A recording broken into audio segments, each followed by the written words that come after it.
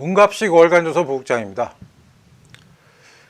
G20 정상회담이 끝나자마자 일본이 한국에 대해서 경제 보복을 시작했습니다. 우리나라 반도체 산업, 즉 삼성전자와 SK 하이닉스, 또 LG 디스플레이 등에서 필수적으로 필요한 세 가지 소재를 그전에는 상당히 혜택을 주는 대우를 해주다가 한 단계 강등시켜서 반입 조건을 매우 까다롭게 만들었다는 내용입니다. 그래서 여기 보시다시피 일본 언론에서마저 이제 전 세계 혼란이 우려된다. 대한 경제 보복을 자제하라 라고 우려 섞인 얘기도 나오고, 아베가 세 가지 소재뿐이 아니라 한국에서 꼭 필요한 안보에 필요한 물자까지 지금 경제 보복을 2차 경제 보복을 단행하려고 한다는 소식이 연달아서 들어오고 있죠. 제가 누누이 말씀드렸다시피 일본은 우리나라와 뗄래야 뗄 수 없는 관계죠. 그리고 참으로 한국에 중국 못지않게 많은 피해를 줬던 나라입니다.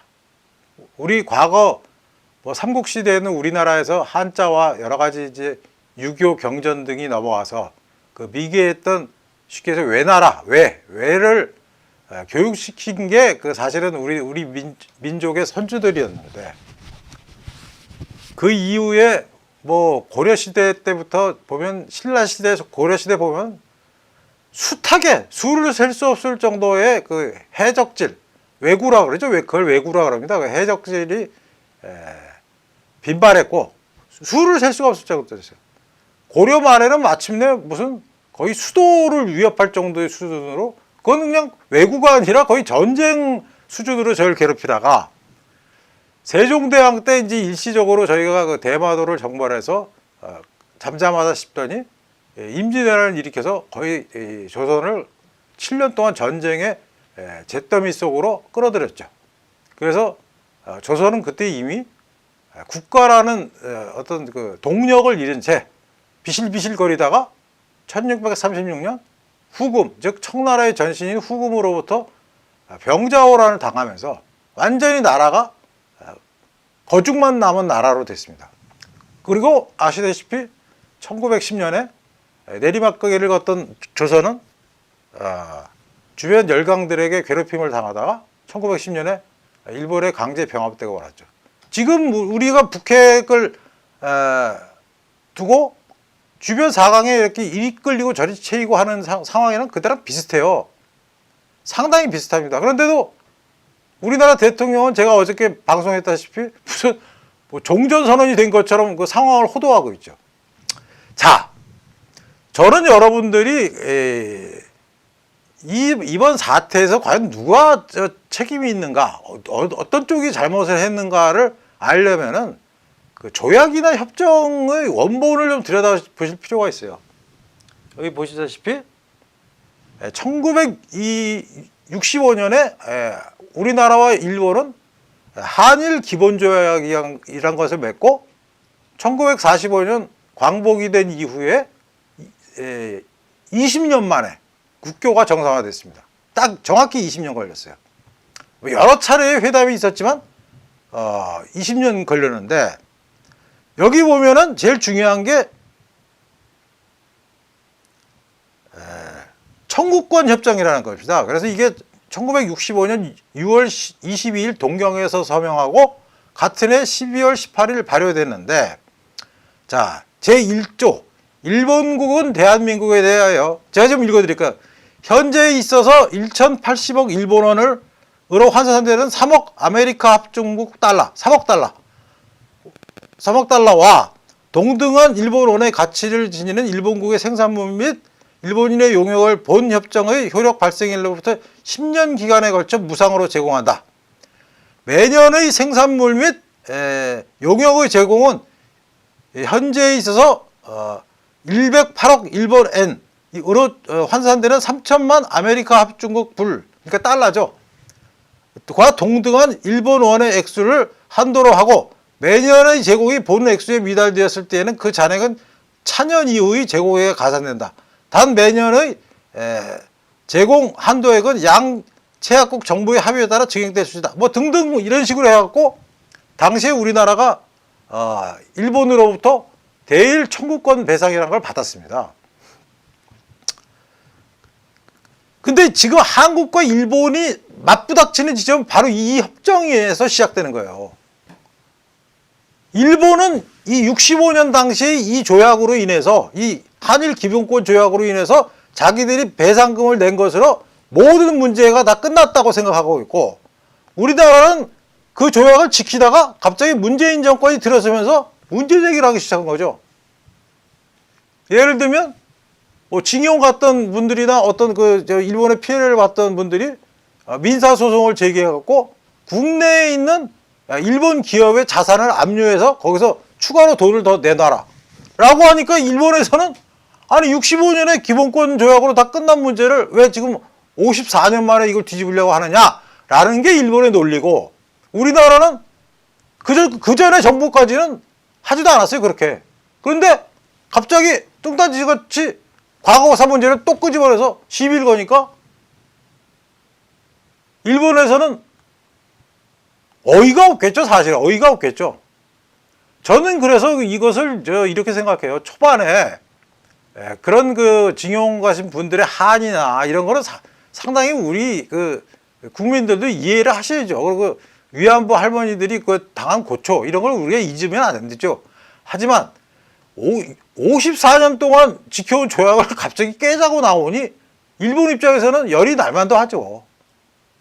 그러니까 결국은 이것은 이 한일 기본조약을 깨느냐 마느냐의 문제가 사실은 이번 싸움의 정점이에요. 저는 그 점에 있어서는 문재인 정부가 매우 잘못하고 있다고 생각합니다. 왜냐하면 이 조약이라는 게 벌써 54년이 지난 조약인데, 아무리 그 내용이 불평등하고 차별적인 좀 불만인 부분이 있더라도 이미 그 당시에 받은 배상금으로 우리나라는 경제 성장을 이루었고, 뭐 제가 누누이 얘기하다시피 그게 포스코가 되지 않았습니까? 그때 그 박태준 회장이 뭐라고 하는지 여러분 제가 여러 번 말씀드리죠. 이 돈은 포항제철을 짓는 돈은 영일만 모래사장에서 그 얘기를 하셨잖아요. 직원들 앞에서. 이 돈은 우리 선조들이 흘린 피로 받은 돈이기 때문에 포항제철 건설이 실패하면 모두 뒤로 돌아서 영일만 앞바다 뛰어들어 자살하자. 이래서 일어난 게 포항제철이고 그 뒤에 광양제철이 일어난 거죠. 그래서 거기서 만든 철로 현대중공업이 배를 만들고 현대자동차가 자동차를 만들고 경부고속도로가 뚫리고, 그리고 이제 60년대 들어서 우리나라의 전자공업이 시작돼서 삼성전자와 옛날에 럭키금성, 지금의 LG죠. LG전자 같은 게 막 비약적으로 성장해서 지금 우리나라 경제를 이루고 있는 거죠. 그러니까 일본 측 입장에서 보면은 야, 쟤네들은 우리가 준 돈으로 저렇게 경제 성장을 이루어서 해먹을 거 다 해먹은 다음에 저 54년 만에 와서 딴소리를 한다? 아유. 근데 이번에 벌어지는 상황은요, 사드 사태 때랑 비슷해요. 사드가 뭡니까? 북한의 핵 위협으로부터 우리나라를 지키기 위해서 미국에서 들여온 미사일을 중국이 갑자기 느닷없이 트집을 잡았죠. 되지도 않는 트집이죠. 그거야말로 주권 침해죠. 주권 침해. 우리나라를 우리가 자유하겠다는데 중국이 왜 그걸 시비를 겁니까? 뭐 사드 미사일이 중국을 겨냥한 미사일도 아니잖아요. 사정거리가 딱 있는 건데. 근데 무슨 뭐 사드 레이더가 뭐 만주 지역을 들여다본다니 뭐 하는, 지들은 이미 오래전부터 다 들여다보면서 그때 우리나라 정부 한마디도 못했죠. 그래서 결국 한한령이라는 기업 제재가 내려서 우리나라 중국에 진출해 있는 우리나라 기업들은 개고생했잖아요. 막 철수하고, 철수 제대로 했습니까? 중국 떼놈 근성에 말려갖고 제대로 장비도 못 챙겨서 도망치다시피 나온 거죠. 그런데 이번에 65년에 된 조약이니까 지금 2019년이니까 54년 된 조약에 시비를 걸어갖고, 이번에는 또 기업들이 당하니까, 무슨 일본 하도 하자 이래 뭐 기세등등하던 정부는 고개를 슬그머니 돌리고, 그건 기업들이 알아서 할. 무책임도 이 정도면은 병입니다. 부책임도 우리나라는요 지금 제가 여러 차례 말씀드리지만 중국한테 뺨 맞고 일본한테 걷어차이고 자칫하면 미국한테도 당할 우려가 있어요. 지금 미국에 거서 대한 경제 규제를 하려는 움직임들이 속속 보도되고 있지 않습니까? 저는 그래서 이런 문재인 대통령의 이 행보를 보면서 전두환, 노태우 전 대통령만도 못한다고 생각합니다. 외교에 있어서는. 전두환 전 대통령은 일본에서 죽은 히로히토 천황으로부터 최상의 예우를 받고 아주 깍듯한 일본에 가서 딱딱 해서 그 차관도 끌어오고 그랬죠. 그때. 또 노태우 대통령은 통석의 점이라는 말 기억하시죠, 여러분? 매우 아프고 슬픈 일본이 과거에 한국을 지배했던 것에 대해서 통석의 점을 표한다는 최상급의 사과를 받아냈어요. 지금이야 두 대통령을 무슨 군부 쿠데타니 저거 했지만 우리나라 경제를 박정희 대통령의 급서 이후 우리나라 경제를 살린 것도 전두환, 노태우 두 대통령이고 대일 외교에서 가장 큰 수확을 거둔 것도 전두환, 노태우 대통령이에요. 이런 얘기하면 또 저 새끼 저거 문모란 놈 미친놈 아닌가 이렇게 했지만 이건 사실입니다. 전두환 대통령의 방일하고 노태우 대통령의 방일 때의 모습을 보세요. 지금 문재인 대통령 G20 정상회담에 가서 일본 아베랑 딱 악수 8초하고 돌아섰죠. 그게 정상적인 나라 관계입니까? 물론 일본 측이 한 조치가 치졸한 부분은 있죠. 하지만 엄밀히 얘기해서 생각해보면 그 책임을 우리가 제공한 측면도 없지는 않아요.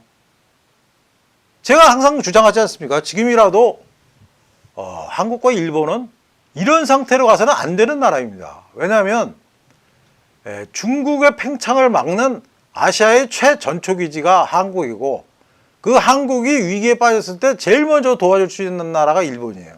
그리고 그 일본과 한국과 축을 맺는 나라가 미국이죠. 그런 걸 바로 우리가 한미일 동맹이라고 하지 않습니까? 그 축을 왜 자꾸 흔드는지 모르겠어요. 그래놓고 판문점에서 김정은이하고 기념사진 한 장 찍어놓고 한반도에 평화가 왔다고 거짓말이나 해대고 있잖아요. 그게 무슨 평화예요. 아직도 북한에 핵무기 그대로 있는데. 핵무기 하나라도 없애고 그런 소리 하면 내가 말도 안 하겠어요. 핵무기 그대로 있는데 평화가 왔네. 야, 이건 백주대낮에 사기 생쇼를 하는 것도 아니고 그래놓고 일본한테는 이렇게 당하고 있죠. 일본 사람들에 대해서 제가 좀 말씀을 드릴게요. 일본 사람들이 쉽게 얘기해서 이 일본어를 배울 때 제일 먼저 하는 게 혼내와 다테마에라는 단어를 배웁니다. 혼내라는 거는 한문으로 치면 근본할 때 본자의 소리 음자예요. 다테마에라는 것은 이제 면전에서 한다는 이런 뜻입니다. 겉으로 한다는 이런 뜻입니다. 일본인들은 속마음하고 겉으로 표현하는 게 굉장히 달라요. 그래서 속으로는 좀 기분이 나빠도 겉으로는 아주 공손한체 하면서 속으로는 저 친구들은 왜 이렇게 예의가 없지 이렇게 합니다. 어느 정도 한계까지는 그 한계까지는 일본인이 겉으로 예의를 차리는데 굉장히 능합니다. 하지만 진짜 화가 났을 때는 은근한 협박부터 해서 실제로 칼을 빼들죠. 그게 바로 일본인들의 근성이에요. 예를 들어서 무슨 대화를 하다가 상대방이 좀 어긋나게 가면 좀 고려해 보겠습니다. 이런 건 싫다는 소리예요. 일본인들은. 하지만 지금처럼 노 하는 거는 일본이 진짜 화가 났다는 뜻이에요. 그걸 아셔야 돼요. 그래서 제가 누누이 말씀드리면 이런 문제는 과거 같으면은 여러 원로들이 있었죠. 대일통, 일본 통들이 계셨죠. 대표적인 예가 돌아가신 김종필 전 총리라든가 박태준 전 포스코 회장 같은 분들, 또는 김동조 전 외무장관이라든가 이런 분들이 많아. 김용식 전 장관이라든가 외무부에서 잔뼈가 굵은 분들이 이렇게 뭐가 위기가 있으면 일본의 거물들과 만나서 이렇게 막후해서 교섭을 해갖고 서로가 체면을 손상시키지 않는 범위 내에서 이렇게 관계를 회복해 나가고 이런 전례들이 여러 번 있었습니다. 그런데 지금은 없어요. 없어, 아무도. 그러니까 대통령이 흥분해도 말릴 사람도 없어요, 주변에. 왜? 눈치만 보고 있으니까. 대통령이 흥분하면 옆에서 말려야 될 거 아니야, 원로라는 사람들은. 안 말려. 지금 민주당의 원로라고 하시는 분들이 누가 있습니까? 이게 뭐 굳이 생각해보면 이해찬 대표라든가 문희상 국회의장이라든가 뭐 이런 분들 몇 분 계셔요. 근데 말도 못해. 자, 그러면 문재인 대통령이 이렇게 흥분하면 일본에서 막 반일 감정을 일으키고 그걸 가지고 또 이 문재인 대통령 일파들은 합창하듯이 그 보수 쪽을 향해서 수구 외구인가? 외구, 토착 외구 뭐 이런 식으로 공격을 하죠. 문재인 대통령 말에 합창이라도 하듯이. 왜냐하면 그 사람들은 증오의 정치에 벌써 몸이 익숙해졌어요. 누구를 증오하거나 미워하지 않으면 견딜 수가 없어. 막 힘들어서 못 살아. 근데 막 누구를 증오하면 막 행복해지는 이 특이한 습성을 가진 지지층이죠. 그런데 만일 그분들이 진짜 그 대통령의 말대로 막 흥분하고 일본을 미워하고 1965년에 맺은 조약, 기본조약, 한일 기본조약을 54년 된 조약을 깨버리고 일본하고 국교 단절하고 이렇게 되면 우리나라 역사가 바뀝니까? 바뀌어요? 뭐 우리나라가 그러고 자존심이 더 높아집니까? 우리가 일본한테 개개해서 보복당하면 고생하는 건 기업들만 고생하죠. 2차로 저거 한다는 거 아니에요. 그 상사 주재원이나 유학생들에 대해서 비자 심사를 까다롭게 한다는 거 아니에요. 물론 우리도 괴롭힐 수 있는 방법이 있지만 경제의 규모로 보면 우리가 아직은 일본의 상대가 되질 않죠.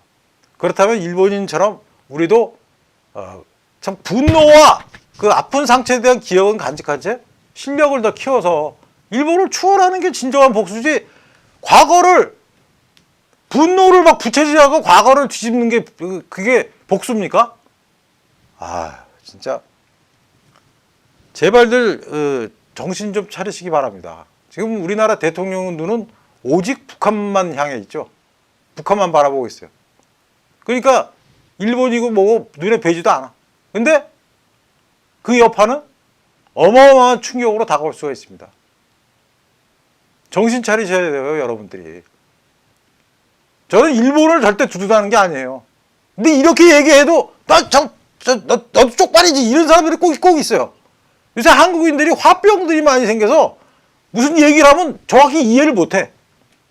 오로지 자기 생각으로 상대방을 이해해. 점점 더 그러는 것 같더라고요. 이거 국제사회에서요, 공정한 나라라고 평가하라고 한국이 100% 져요. 물론 그 일본에서 그 가한 그 세 가지 경제 보복은 뭐 WTO라는 기구로 가면 우리가 이길 수 있지만 1년 6개월에서 2년이 걸리면 그 무슨 소용이 있습니까? 그 기간 동안 기업들은 계피를 다 볼 텐데 무슨 소용이 있어요?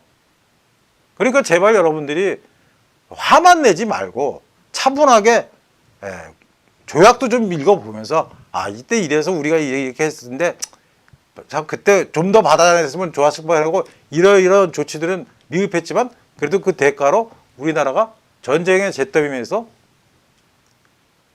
따온 거죠. 그 돈으로 살아난 거죠. 그리고 또 누가 있습니까? 독일에 광부로 간 분들하고 가로사 간 분들, 월남전에서 파병하면서 피 흘린 대가로 그 받은 달러를 국내에 송금해서 우리를 구해주는 월남전 참전 용사들, 그리고 70년대 중동의 그 뜨거운 모래사막에 가서 건설 인력들, 그분들이 지금 우리나라를 살려주신 분들이죠. 근데 지금 그분들에 대한 대접은 하나도 없고 무슨 광주에서 뭐 민주화 운동인지 광주 사태 때 죽은 사람들, 뭐 세월호 유족 이런 분들만 지금 대접받고 살죠. 제가 더 하다가는 쓰러질 것 같아서 오늘은 여기서 마치겠습니다. 문갑식의 진짜 뉴스는 기존의 신문이나 방송에서 보지 못했던 특종이나 뉴스 뒤에 가려진 진짜 뉴스, 또 새로운 시야, 스토리를 발굴해서 합니다. 저는 제가 친일파라는 욕을 먹어도 관계없어요. 저 말할 건 정당하게 말하는 게 제 소명이라고 생각합니다. 여러분들 덕분에 디지털조선TV가 어제도 말씀드렸다시피 구독자 10만을 돌파해서 실버 버튼을 받는 영예를 누렸습니다. 앞으로도 많은 사랑 부탁드리고요. 저는 다음 주에 다시 찾아뵙겠습니다. 감사합니다.